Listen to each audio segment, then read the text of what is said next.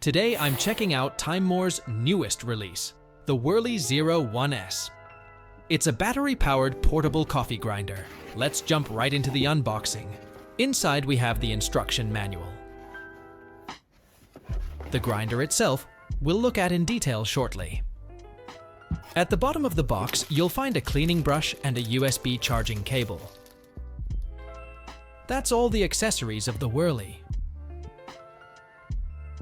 Even though this is an electric grinder, it's about the similar size as Timemore's hand grinders like the S3 and X Lite, really compact.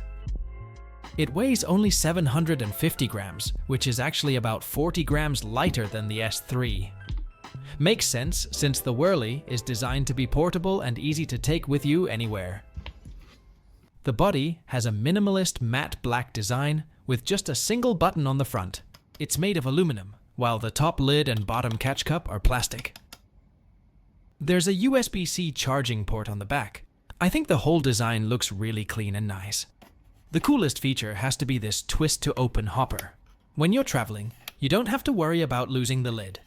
When grinding, closing it prevents beans from popping out. The opening doesn't look huge, so let's fill it up and see how many beans it can hold. The curved design of the bean entrance is great. The beans slide in easily. Looks like 40 grams of coffee is no problem, filling it to 50 grams, and it's starting to overflow. But this capacity is plenty for espresso or several cups of pour-over. On the bottom of the grinder, there are non-slip silicone pads. The catch cup is plastic, but thoughtfully designed. Its opening is exactly 58 mm, so it fits perfectly over a 58 mm portafilter basket. If you use this size basket, transferring your grounds is super easy with minimal mess. My first impression is that the quality is really nice. It feels well designed with several practical features. Now let's check out the grind settings. This uses an internal adjustment system. The dial on the bottom has clear number markings. One full rotation gives you 30 clicks, and you can rotate it 3 times total, so that's 90 clicks altogether. Each click adjusts by 25 microns, giving you plenty of room to dial in your espresso grind size. Like other Timemore grinders, the recommended grind settings are on the bottom. For pour-over, they suggest 1.7, which means rotate once and point to number 7. Setting 2.1 means rotate twice and point to 1. It's super simple. You don't even need to read the manual. To check out the burr, just turn the dial counterclockwise all the way to remove the thumb nut. Take out the fixing plate, and you can remove the burr. This is a 42 mm conical burr with 8 sides, using Timemore's patented S to C geometry. The design has horizontal blades that crush the beans first, then they enter the lower blades for cutting. It looks very similar to the S3 burr, just with 2 extra cutting surfaces and a larger size for better efficiency. Putting it back together is easy. Just place the burr back on the central shaft. The hole on the fixing plate has a flat side that matches the shaft shape and a raised part on the back to secure the burr. Line it up, then tighten the thumb nut clockwise until it's fully tight. That's your 0 point. No calibration needed. Press the button once and the burr starts spinning. It's pretty quiet with a low RPM.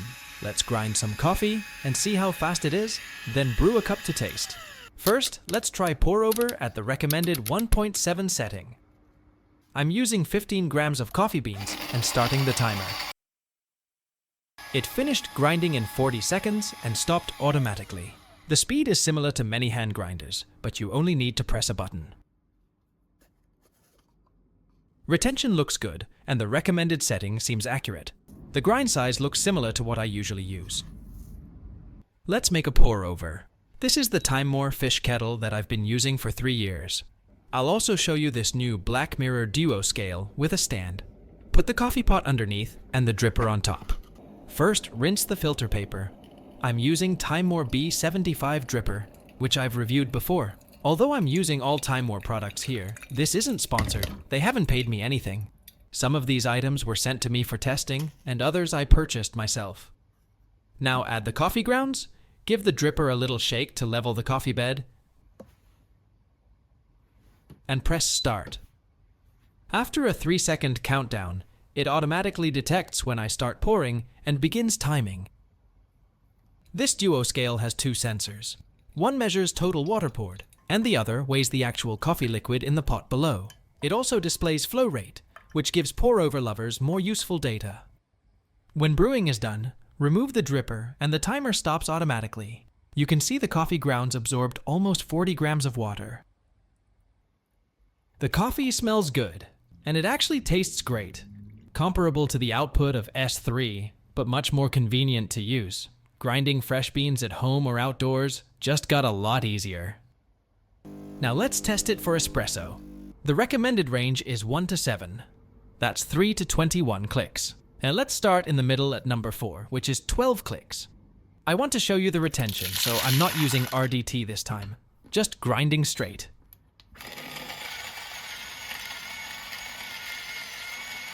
It took about 1.5 minutes total, which is pretty decent speed considering its low RPM. Before opening, tap the body a few times.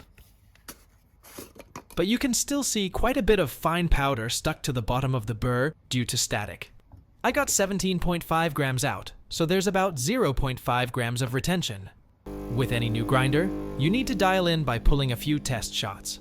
At 12 clicks, it's clearly too fine. The extraction took 48 seconds. I'm aiming for 25 to 30 seconds. This coffee tastes bitter and over-extracted. Let's go coarser by 3 clicks to number 5 and try again. This time I'll spray a little water to see if it reduces retention. There's noticeably less powder sticking, and I got 17.7 grams out, so RDT is worth doing. But with this second attempt, the grind is too coarse now. The coffee's flowing too fast. Extraction finished in less than 20 seconds.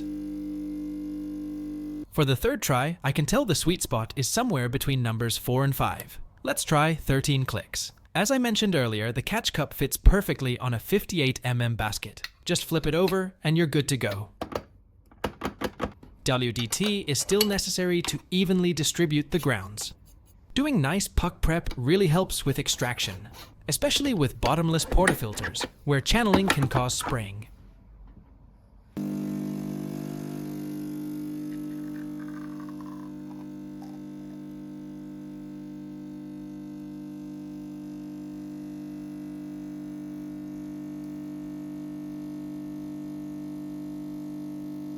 With this third attempt, the flow rate is within range and very stable. Total extraction time is 28 seconds. The espresso's aroma, texture, and flavor are really nice now. While the 25 micron adjustment isn't as fine as some dedicated espresso grinders, it still gives you 3 to 4 clicks of fine-tuning space. This compact portable grinder can definitely handle espresso with ease. Finally, let's make Moka Pot coffee. The recommended grind setting range is 6 to 8, so let's try 6. Generally, if it works well for espresso, it should be no problem for Moka Pot. The grind size is a bit coarser than for espresso, perfect for Moka Pot coffee. I really love this catch cup. The 58 mm size is really universal and fits perfectly in my Moka Pot too. I've reviewed this Moka Pot before, so check that out if you're interested. Now let's turn on the stove. I'm using hot water, and after about a minute, the coffee starts coming out. Look at that crema. It's so satisfying. Once it's almost done, I'll move it onto a damp cloth to prevent over-extraction. If you take the Whirly camping or outdoors, making a cup of Moka Pot coffee is super easy too.